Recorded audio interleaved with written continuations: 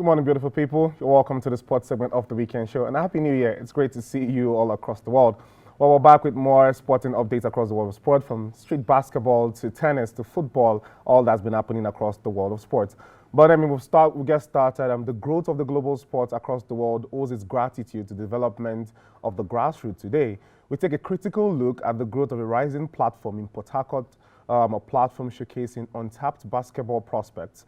From the streets of Port Harcourt, they serve as a bridge between these young prospects and a career on the international scene, where they get to fulfill their dreams of playing in the big leagues.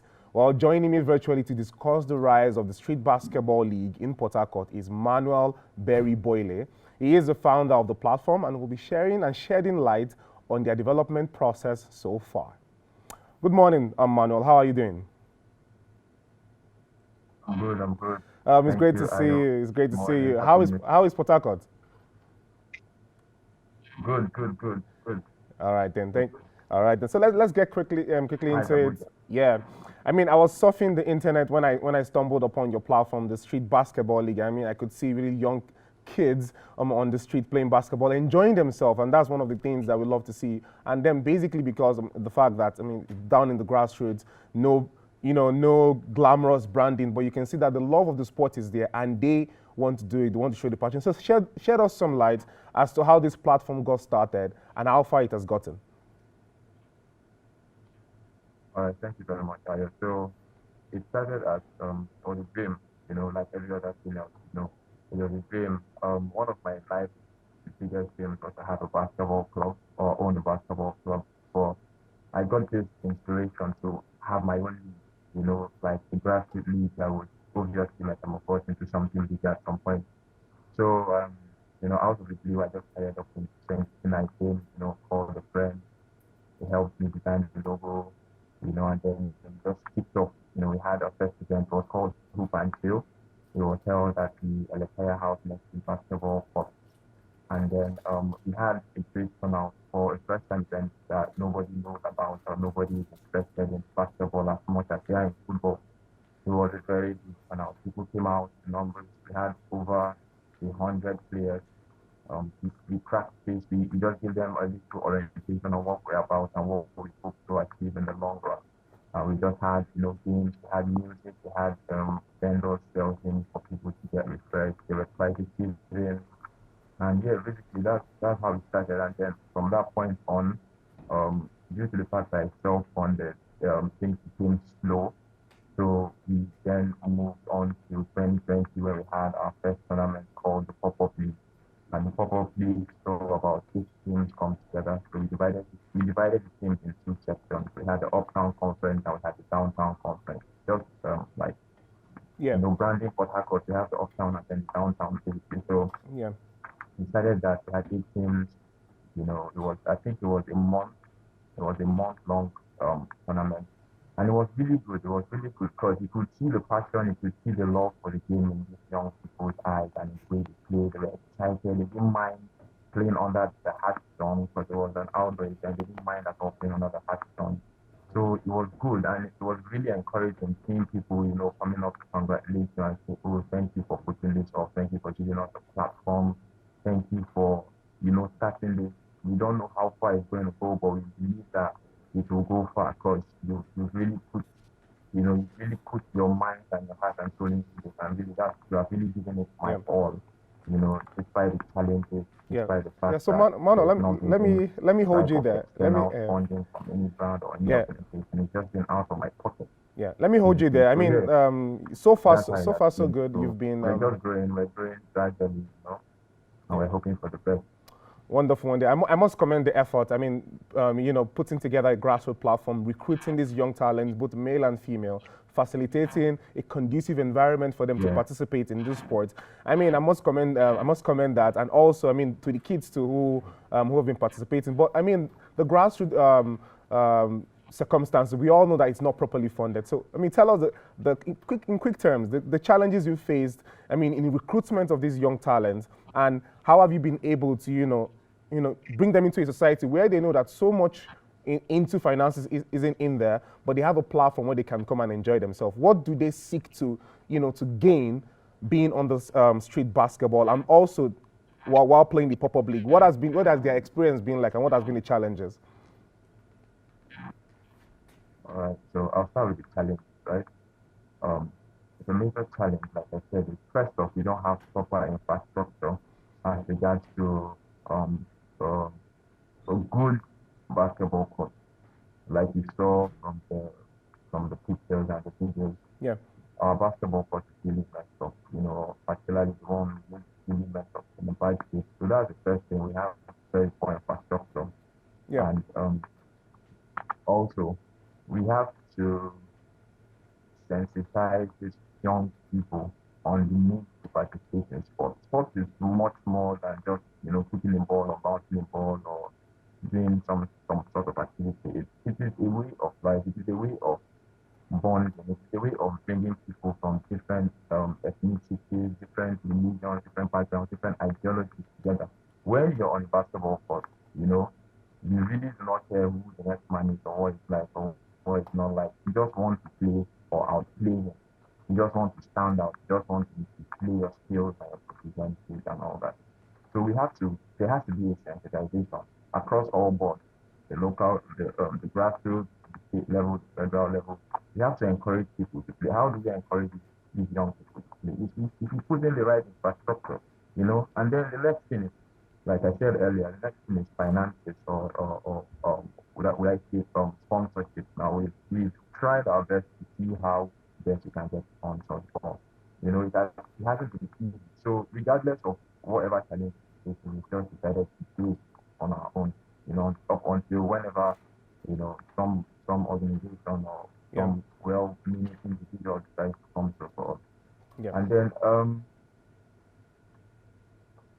we just believe that this is a platform, this is a grooming ground or a breeding ground for this talent, right? And we want to see that we grow and we push them to grow too.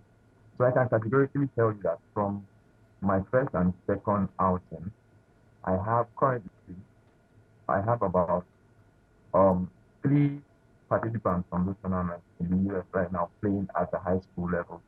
Two are playing at the high school level, one is playing at the college level. So that alone has given me some form of encouragement to keep pushing, right? Yeah. So they participated in our tournament, the first one and the second one, and now they are somewhere. They came through us. They are Port Harcourt born, kids. So they came through us, and that is more than enough encouragement. That is more than enough inspiration to keep going. All So right. we need to sensitize. All We right need then. finances. We need good infrastructure. All right then. There should be some sort of incentive too for Yeah. these players, right? So that they know that okay, they're participating in this thing, and then at the end of it, what do we stand to gain? You know, it could be a trophy or financial or monetary prize or whatever. But we believe that we're growing and these guys are growing. So they're putting in their work. There's a player that started last year. He started playing basketball last year, and you wouldn't believe the level he is right now. I mean, in just a year, he is almost getting to the elite level of basketball. I mean, that is amazing. Yeah. That Well, is amazing. that's It's so refreshing to that's see been that great, people Emmanuel. are Thank you really very much. putting in their all into the Yeah. game and looking to make it out there. And we're grateful and we're blessed to be that platform Yeah. and that medium. Yeah. All right, then. Thank you very much, Emmanuel. We'll still pick this up. I mean, across this month. I mean, I'll bring you back on the show to shed more light on the progression of the tournament. We're out of time now, but one thing I want to say is I really commend your efforts. I mean, for what you've been doing for the kids on the street of Port Harcourt, playing basketball, and I wish you guys well. Thank you very much, Emmanuel, and I'm giving a big shout out to all your participants at the street basketball. Thank you very much. We'll see you next time. Thank you. Thank you. All right then. Well, that was Emmanuel Berry from Port Harcourt. I mean, shedding light on the street basketball grassroots tournaments called the Pop-Up League.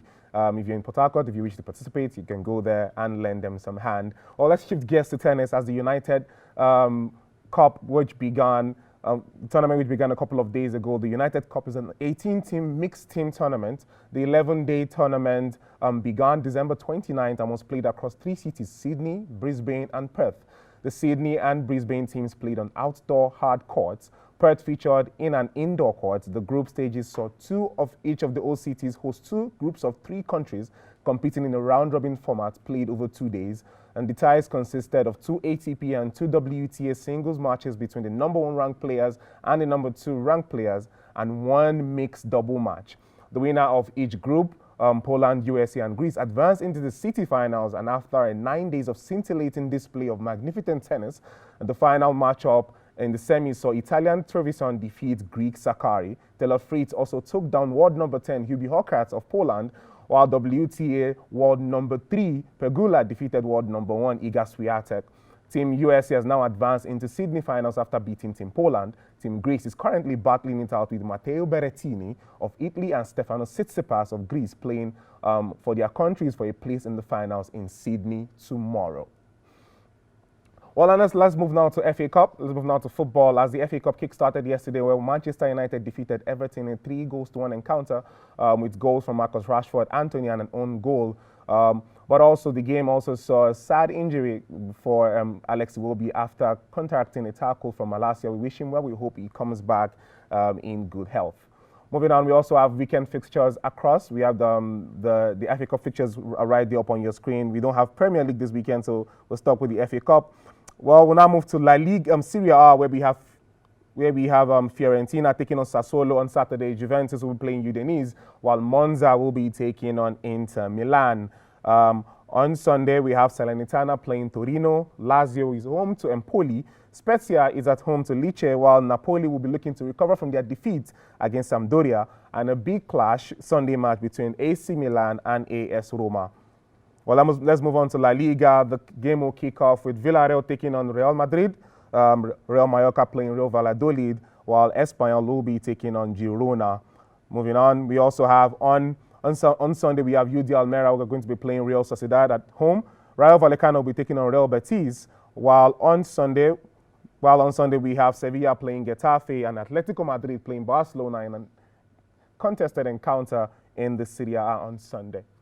Well, finally, the NPFL, the Nigeria Professional Football League, is now finally will commence the 2023 abridged season tomorrow on Sunday. The teams are grouped into groups, Groups A and Group B. Well, the first match will commence tomorrow, while other matches will be played across the week later on. Well, it's a great sight to see that football has returned back to the Nigeria Professional Football League. And we hope that this season brings out more and more progression in the sport. Well, you know how we do it. We went to the street to ask the fans. It's been buzzing across the world of football. Chelsea lost to Manchester City in their encounter in the Premier League with that lone goal from Riyad Mahrez. We went to the street to ask the fans on Olivia Corner, who do they think? Do they still want Graham Potter? Chelsea fans are pissed. Do they still want Graham Potter at the helm of affairs at the Stamford Bridge? We went to ask the fans on the street. This is what they had to say. My name is Aya Adams. We'll see you same time next week. Bye-bye for now. Have been known to be sacking their managers. I think they should give Graham Potter a chance. He did well with Brighton, so I think he will do well with Chelsea. They should just give him a chance. I mean, they can look at what Arsenal did with Arteta. Despite the bad run, they kept faith, and now Arsenal are top of the league. So they should just keep faith. Keep him for maybe a season or two. We must sack him. He didn't know anything about this club because we have many players, quality players. We don't know how to use them. Tuchel is better than him, you know, 100%. I can say. So we must pursue Potters. We must sack him. I still hope saying go do better because he just starts. He never get experience for that match, for that Chelsea form. Scott, he never get that experience. You know, Chelsea as a big team, you know, it goes a long way. Chelsea as a big team goes a long way. Before he could even go, Lampard, that has been a great coach and he knows more about Chelsea. Within a period of short time, Chelsea, sack him. Time. There's no reason for Chelsea to keep Graham Potter. Personally, I'm not a Chelsea fan, but you know, seeing what the club has achieved in the past few years and what they are doing currently, I mean, they are just wasting their time. I'm a Liverpool fan, and Liverpool is very, very bad currently now, but Chelsea is even worse. Chelsea is not considered the top 6 team currently. They are more like top 10, I'll be top 15, because very soon if they lose against Man City, they are going to 12th, and honestly, they should just be hoping for Conference League this season. So if they like themselves, honestly, should start Graham Potter because he's not doing anything for them. We want a qualified coach that you can train the Chelsea now. So we don't want the coach again. We don't want him. We don't have any pattern. The pattern is not and he likes to use or England in the midfield. You don't know how to manage the four. We don't have four at all. So like Kovacic is supposed to use it. Sometimes he will bench it. So we don't. That's why. So we don't want it at all. For me, I don't think they should sack Potter for now. They should still give him some time because if we look at them Arsenal manager, that's Ateta. When he started, he was not performing, but now at least he's on the